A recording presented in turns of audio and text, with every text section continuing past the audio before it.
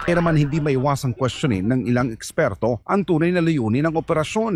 Ayon kay Professor Astro Del Castillo, isang ekonomista, kapansin-pansin ang kawalan ng mga big fish sa likod ng mga drogang nasasabat. Madaming ang nahuhuli, but wala tayong masyado nakikita na yung mga masterminds, yung mga drug lords, no?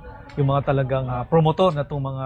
O tapos sasabihin ni Claire Castro, 400 plus po na barangay na ang masasabi natin o matatawag natin na drug-free. Ito po ang listahan. 'Di ba? Tapos tinanong siya ngayon ni Eden, kaya pinatanggal si Eden eh. Tinanong siya ngayon, ano pong mga barangay yung mga Sa ngayon, ito lang po muna ang aking natanggap.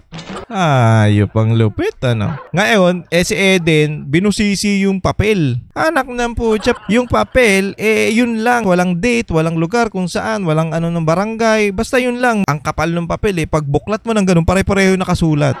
Nagsayang lang kayo ng papel, mga